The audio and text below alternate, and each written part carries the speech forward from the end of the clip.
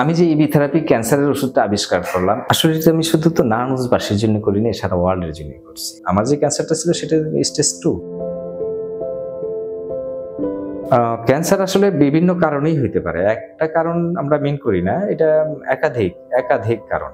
আর cancer রোগটাই এমন যে এটা কয়েকটা রোগের সমষ্টি।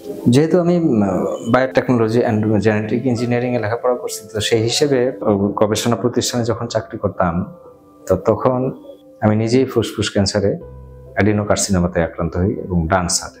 তো সেক্ষেত্রে আমার যে রিসার্চগুলি ছিল সেগুলি বের করে আমি নিজের মতো করে আবার পুনরায় শুরু করলাম। তো এক পর্যায়ে যখন নিজে গ্রহণ করব স্থির করলাম, তখন শর্ট ট্রায়াল একটা দিলাম অ্যানিমেলের উপরে, যে এর মধ্যে কোনো হার্মফুল কোনো কিছু আছে কিনা, যে না, তার মধ্যে কোনো রকম হার্মফুল কিছু নেই। তো আমি নিশ্চিন্ত মনেই খেলাম। তো দেখা গেল আল্লাহর অশেষ মেহেরবানি যে 15-20 দিনের মধ্যে আমার যে অস্বস্তিগুলি ছিল, যেমন ফুসফুসে ব্যথা, শ্বাস নিতে কষ্ট লাগায়, ডান দিকে কাত হয়ে শুতে পারতাম না, তো এগুলি দেখলাম যে আস্তে আস্তে রিকভার করতেছে, অর্থাৎ রিমুভ হইতেছে। দেন তখন আমি এটা কন্টিনিউ 2 মাস করার পরে আবারও টেস্ট করলাম, দেখলাম যে আলহামদুলিল্লাহ যে আমার এখানে আর যে লিম্ফ নোডগুলি ছিল, যে পালমোনারি যে অবস্থাটা ছিল সেটা আর নাই। আমার যে ক্যান্সারটা ছিল সেটা স্টেজ 2।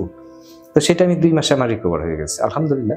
আমি যে ইবি থেরাপি ক্যান্সারের ওষুধটা আবিষ্কার করলাম, এটা এই কাজটাই করে যে আমার ডিএনএ, আরএনএ, নিউক্লিয়াস অর্থাৎ পুরো সেল সাইকেলটার উপরে সে কাজ করে। কারণ এখানেই তো মেন সমস্যাটা, সেল সাইকেলে যদি কোনো সীমাবদ্ধতা থাকে এগুলি সে রিপেয়ার করে এবং পূর্ণাঙ্গভাবে পুনরায় কর্মক্ষম করে তোলে। খুব দ্রুতই দেখা গেছে 1 থেকে 2 মাসে রোগী ক্যান্সার আক্রান্ত তারা সুস্থ হয়ে যেতেছে। এই মেডিসিন নিয়ে যারা সুস্থ হইতেছে তারাও পুনরায় আক্রান্ত হয়েছে, এটা রেকর্ড কম।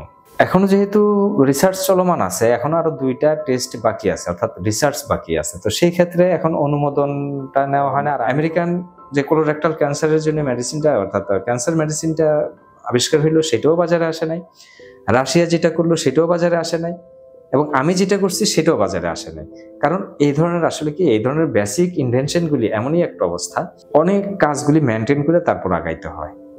আমি যে ইনভেন্টটা করলাম, অর্থাৎ ইবি থেরাপিটা, এটার যে অন্যান্য সাথে যদি তুলনা করি, এত কম র্যান্ডম আমাদের দেশের যে কোনো মানুষ এটা অ্যাফোর্ড করতে পারবে, অর্থাৎ রোগীটা সুস্থ থাকার মতো চিন্তা করতে পারবে। আমি নারায়ণগঞ্জের আসলে বিষয়টা তো অবশ্যই, এটা তো একটা ভালো লাগার বিষয়। আসলে এটা আমি শুধু তো নারায়ণগঞ্জবাসীর জন্য করিনি, সারা ওয়ার্ল্ডের জন্য করছি। এটা শুধু নারায়ণগঞ্জবাসীর গর্ব না, এটা আমি মনে করি বাংলাদেশের একটা গর্ব, যদি আমি এটা সাকসেসফুলি সামনে আগায় নিতে পারি।